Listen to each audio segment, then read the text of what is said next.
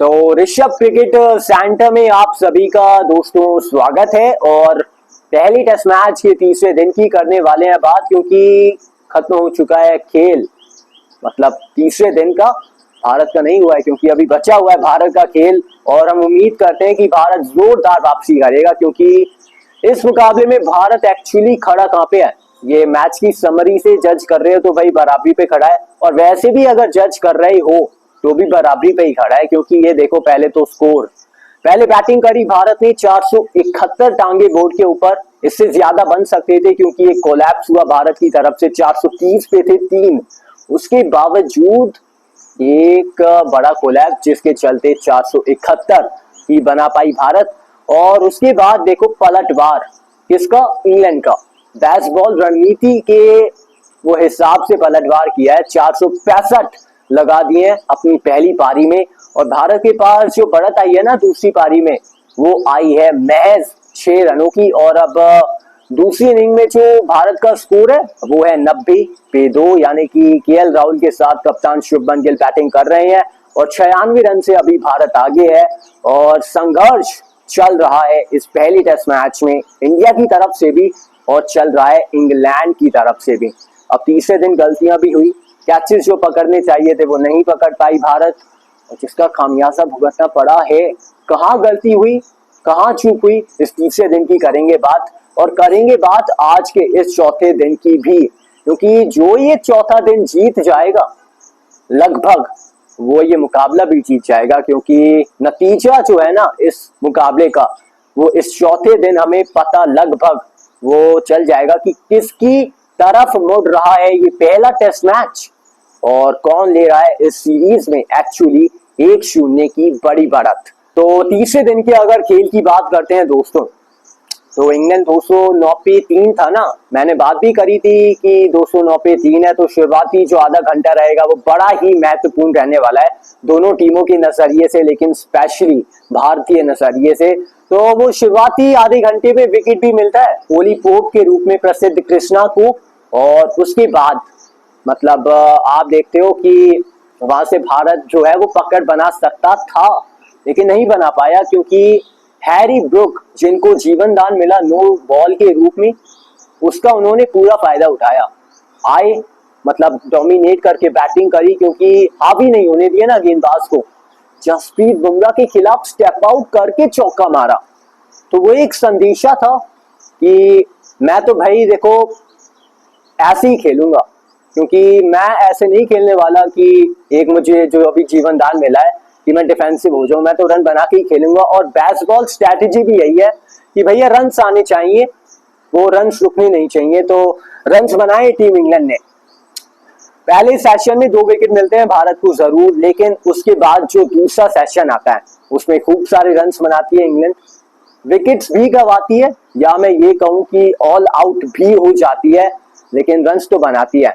लेकिन जो मतलब हम देखते हैं कि इस मुकाबले में जो बड़ा फैक्टर इन दोनों पारियों में हमें देखने को मिला, भारत की पहली पारी 430 पे 3 था भारत, उसके बाद सीधा 471 पे ऑल आउट। मतलब आपने जो 7 विकेट गंवाए टीम इंडिया, वो बहुत ही जल्द गंवा दिए। और इंग्लैंड के लिए ऐसा नहीं हुआ। इंग्लैंड के लिए क्या हुआ कि चलो विकेट तो गंवाए, जो उनका टॉप ऑर्डर मिडल ऑर्डर है उन्होंने परफॉर्म किया तो अच्छी बात है, वो तो हमारे लिए भी, हमारे टॉप ऑर्डर और मिडल ऑर्डर ने किया। लेकिन जो उनके लोअर ऑर्डर ने काम किया वो हमारा लोअर ऑर्डर नहीं कर पाया, क्योंकि उनके लोअर ऑर्डर को देख लो यार। ब्राइडन कर्स वो रन बना के जा रहे हैं, जॉर्ज टंग वो रन बना के जा रहे हैं, क्रिस वोक्स वो रन बना के जा रहे हैं। तो ये एक बड़ा फैक्टर मतलब बन गया इस पहली इनिंग में दोनों टीमों की, कि ये काम जो इंग्लैंड ने किया वो भारत नहीं कर पाया। तो बिल्कुल जसप्रीत बुमराह की तारीफ होगी, क्योंकि उन्होंने जो पंजा खोला यार, एक बार फिर से वीर साबित हुए हैं, अकेले लड़े हैं, अकेले झगड़े हैं। और वाव बुमराह, शानदार बुमराह, आपके लिए ना शब्द ही नहीं है। आपकी तारीफ बयां करने के लिए मेरे पास तो शब्द नहीं है, क्योंकि मैं क्या बोलूं आपके बारे में, क्योंकि आपको शब्दों में बयां नहीं किया जा सकता आपकी काबिलियत को, आपकी परफॉर्मेंस को। क्योंकि बुमराह एक तरफ और बाकी जो हमारे गेंदबाज हैं मोहम्मद सिराज, प्रसिद्ध कृष्णा एंड यहाँ पे आप देख लो शार्दुल ठाकुर, उन्होंने क्या किया है? उन्होंने कुछ किया ही नहीं है। अगर मान लो बुमराह ना होते और ये जो अभी कह रहे हैं कि भैया 3 टेस्ट मैच ही खेलने वाले हैं बुमराह, तो भैया फिर जो 2 टेस्ट मैचेस बचे हैं क्या होगा? कैसे भारत ऑल आउट करेगा? क्योंकि बुमराह ने जो मतलब 3 विकेट तो चटका दिए थे, वो चटका दिए थे बुमराह ने परसों ही, लेकिन जो 2 विकेट बुमराह ने चटकाए हैं वो चटकाए हैं लोअर ऑर्डर के। और वो पता है कप्तान से गेंद मांगी है क्योंकि मोहम्मद सिराज वो काम नहीं कर पा रहे थे, प्रसिद्ध कृष्णा। तो बुमराह ने कहा कि लाओ यार मुझे ही गेंद दे दो, मैं ही ऑल आउट कर देता हूँ फटाफट से। तो वो काम बुमराह ने किया और वो देखो ना गेंदबाजी डराने वाली, भयभीत करने वाली, और एकदम बल्लेबाज को लोअर ऑर्डर वो पता है इंग्लैंड के एकदम हट हट के शॉट मार रहे थे निडर होके, लेकिन जैसे ही बुमराह को देखा एकदम क्रीज के अंदर और बल्ला एकदम वो चल नहीं रहा, पैर नहीं चल रहे, तो एकदम वो डर आ गया बुमराह के आने से। तो बुमराह एक अलग फैक्टर है भारत के लिए। एक बार फिर से जबरदस्त गेंदबाजी और इंग्लैंड को ऑल आउट करने के लिए भी बुमराह को ही आना पड़ा है। तो आप सोच सकते हैं कि क्या हाल हुआ है भारत की ओर से। 465 रन इंग्लैंड ने बना दिए हैं, जिसमें बहुत पिटाई एक्चुअली खाई है हमारे जो बाकी गेंदबाज हैं मोहम्मद सिराज एंड प्रसिद्ध कृष्णा। शार्दुल ठाकुर यार उनसे महज 6 ओवर करवाए हैं शुभमन गिल ने, मतलब किस लिए यार? और वो मैं सही भी मानता हूँ 6 ओवर में वो महंगे भी साबित हुए। यहाँ पे देखो शार्दुल ठाकुर ने 6 ओवर में 38 रन दिए, और बाकी अगर आप यहाँ पे देखते हो मोहम्मद सिराज, उन्होंने अपने जो ये ओवर डाले इनमें 100 रन खर्च कर दिए, 100 से ऊपर। प्रसिद्ध कृष्णा का भी यही हाल रहा है। वो तो भाई जसप्रीत बुमराह हैं जिन्होंने आपके लिए 5 विकेट चटका के दिए हैं। एक बार फिर पंजा खोला है, एक बार फिर, क्योंकि ये ना 5 से ज्यादा हो सकते थे।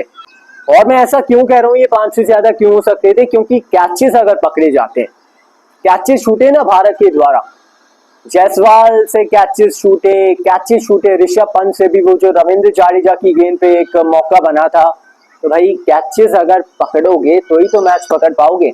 ये चलो गलती होती है क्योंकि ऐसा ना मैंने टीम इंडिया के साथ अभी कुछ देखा नहीं है कि कैचेस इतने सारे वो छोड़ने लगे। तो यशस्वी जायसवाल मतलब बहुत शानदार फील्डर है, बेहतरीन फील्डर है गली में, लेकिन ये टेस्ट मैच उतना अच्छा नहीं घटा है उनके लिए कि कैचेस वो पकड़ पाए। तो होता है यार कि कैचेस भी छूटते हैं कभी कभी, लेकिन ये तो शुरुआती मैच है तो हम इतना वो कुछ नहीं कहेंगे कि कैचेस भी क्या है कि हम तो कहते हैं टीवी में देख के कि होए कैच छूट गया यार, ऐसे कर लेते हैं। लेकिन वहां पे आपने अगर मौसम देखा हो तो हेडिंगली में ऊपर आपने देखा हो तो भैया ये देखो बादल से आ गए थे, क्लाउडी वेदर बन गया था, और जो हवा है ना वो भी काफी तेज रफ्तार से चल रही थी। तो ऐसे में एक तो ठंड ऊपर से हवा जो है वो और तेज रफ्तार से चल रही है।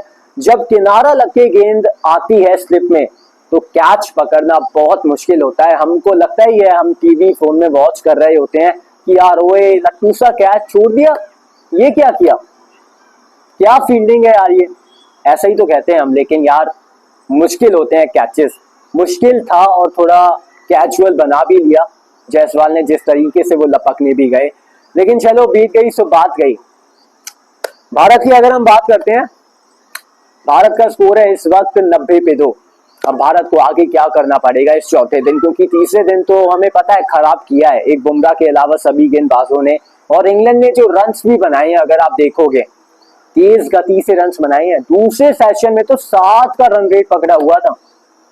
तो मान लो यार वनडे की तरह खेल रहे थे इंग्लिश टीम वाले टेस्ट मैच में। तो बेसबॉल का यही है कि आएंगे तेज गति से रन बनाएंगे, कभी जल्दी सिमट जाएंगे, नहीं तो ये आंकड़ा आपको नजर आएगा जो कि बनाया इंग्लैंड ने 465 भारत के 471 के जवाब में। तो अब भारत को क्या करना पड़ेगा यार इस चौथे दिन अगर मुकाबले में वापस आना है, अगर इस टेस्ट मैच को जीते हैं तो क्या करना पड़ेगा। अभी भारत का स्कोर है 90 पे 2, यानी कि 96 रन से आगे है और 2 छक्के लग चुके हैं। यशस्वी जायसवाल बड़ी अच्छी गेंद थी, वो निक लग के चली गई, उनकी गलती नहीं है क्योंकि बहुत ही शानदार गेंद, अक्सर ये जो गेंद होती है ना वो मिस हो जाती है। प्लेयर मिस हो जाती है, लेकिन उस पे अनफॉर्चुनेटली वो भारी किनारा लगा। और जिस तरीके से साई सुदर्शन आउट हुए, वो आप कहोगे सॉफ्ट डिसमिसल नहीं है, वो प्लानिंग के थ्रू डिसमिसल है। क्योंकि पहली इनिंग में भी इसी तरह से आउट किया था, वो लेग स्लिप लगाई थी बैन स्टोक्स ने। और दूसरी इनिंग में भी जब बॉल डालने आए तो फील्डर लगाया हुआ था कि अगर मैं ना पैड पे बॉल मारूंगा और शॉट खेलेगा ये, तो हवा में अगर जाएगा तो कैच आ जाएगा। तो वो कैच आया भी और झटका लगा भी भारत को। अगर ये झटका ना लगता तो मैं कहता भारत आ गया थोड़ा सा। लेकिन इस वक्त इसलिए मैं कह रहा हूँ कि मुकाबला बराबरी पे है, क्योंकि लीड उतनी ज्यादा बड़ी नहीं है भारत के पास। 2 झटके लग चुके हैं भारत को। रिस्पॉन्सिबिलिटी पूरी तरह से कप्तान शुभमन गिल के कंधों पे और केएल राहुल के कंधों पे है। तो इसलिए मैं मानूंगा ठीक है, इंग्लैंड की जो गेंदबाजी है और भारत की भी, जो अगर आप बुमराह को हटा दे जो हमने गेंदबाजी देखी है, तो आप कहोगे एकदम बेकार गेंदबाजी है, एकदम फ्लॉप गेंदबाजी है, ये गेंदबाजी बहुत बेकार है। लेकिन फिर भी आप कहोगे कि अगर भारत अब यहाँ से 90 पे 2 है, अब 96 रनों की जो बढ़त है, यहाँ से भारत अगर 350 तक पहुंचता है अच्छी बैटिंग करके, तो मैं कहूंगा कि मुकाबला भारत जीत सकता है, क्योंकि हमारी टीम में बुमराह है। इसलिए मैं कह रहा हूं भारत मुकाबला जीत सकता है। अगर बुमराह ना हो तो भैया मैं कह रहा हूं कि आप 400 450 ही बना लो, तो भी मैं अब श्योर से नहीं कहूंगा कि हाँ भारत जीत सकता है। लेकिन क्योंकि बुमराह है हमारे पास, अगर आप बनाते हो बैटिंग करके, अच्छी बैटिंग करके 350 400 450, तो आप मैच को सेव कर सकते हो। आज का पूरा दिन बैटिंग करो, क्योंकि शाम को हो सकता है फिर आप कहो इंग्लैंड को कि वो जो शाम को हल्की हल्की धूप निकली होती है उसमें गेंद नहीं जो है वो अलग लहराती है, तो आप उस वक्त बैटिंग दे सकते हो इंग्लैंड को। लेकिन आज जो है ना, वो अच्छी बैटिंग करनी पड़ेगी, यानी कि स्मार्टनेस दिखानी पड़ेगी, और उसके साथ साथ वो कहते हैं ना जिम्मेदारी भी उठानी पड़ेगी। तो बिल्कुल ये काम करना पड़ेगा भारत को अगर इस टेस्ट मैच में वापस आना है। आप मैं कह रहा हूं कि टीम इंडिया 350 से 400 से 450 रन लगा दो और फिर गेंद थमा दो अपने जस्सी भाई को। अपना जस्सी भाई जो है ना, वो विकेट आपको दिला देगा, वो आपको चटका के देंगे विकेट। आप रन ऑन दी बोर्ड तो लगाओ, हाँ, पर ये भी है थोड़ा, आप कहोगे शार्दुल ठाकुर, मोहम्मद सिराज, प्रसिद्ध कृष्णा, ये महंगे साबित तो हुए थे। अब इसलिए भी क्योंकि जो प्लानिंग देखी हमने भारत की दूसरे सेशन में, अगर मैं वापस चलूं तो दूसरे सेशन में जो प्लानिंग देखी, वो देखी कि भैया bouncer bouncer bouncer bouncer bouncer, short pitch short pitch short pitch short pitch, मतलब यही डालते रहे जो भारतीय गेंदबाज हैं। एक छोर से सिराज, दूसरी छोर से प्रसिद्ध कृष्णा, और फिर जो नई गेंद आई उसमें आपने बुमराह को गेंद थमा दी, लेकिन वहां पे थोड़ा हो गया, वो रन भी बने उस नई गेंद से और उसका फायदा भी पहुंचा। तो बिल्कुल ये थोड़ी गलती हुई है यार, भूलो गलती को और आज ना एक परफेक्ट शुरुआत करो टीम इंडिया, क्योंकि आज का दिन जीतना वो बेहद जरूरी है इस टेस्ट मैच के नजरिए से।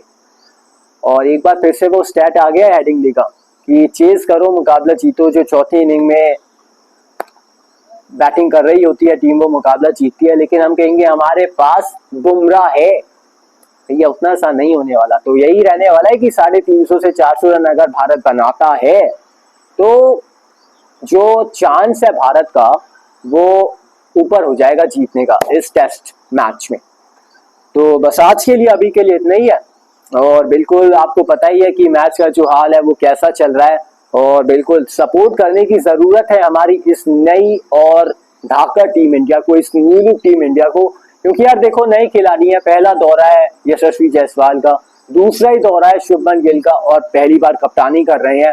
तो यार देखो नई टीम है, तो आप ऐसा नहीं कह सकते कि यार इतना खराब क्यों खेल रहे हैं, क्या हो रहा है, ये कैचे छूट रहे हैं। तो हमें क्या है इस वक्त ना सपोर्ट करना पड़ेगा अपने लड़कों को, क्योंकि अगर हम सपोर्ट नहीं करेंगे इस वक्त तो थोड़ा क्या है वो गिर जाते हैं यार शोल्डर्स वगैरह। तो करो यार सपोर्ट, हमारा सपोर्ट जरूरी है। टीम परफॉर्म करेगी, अच्छा रिजल्ट आएगा, बस हमें भरोसा रखना है अपने इन नए और युवा सितारों के ऊपर। परफॉर्मेंस आप देखिएगा बड़ा अच्छा आने वाला है, लेकिन हमें सपोर्ट करना पड़ेगा अपने इन नए खिलाड़ियों पे। तो आज के लिए अभी के लिए इतना ही है, वीडियो को लाइक कर देना, चैनल को सब्सक्राइब कर देना और चैनल को कर देना शेयर भी। मुलाकात होती है अब आपसे मेरी कल, तब तक के लिए take care and goodbye. I hope आपने हमारी वीडियो को एंजॉय किया होगा दोस्तों। Thank you for watching.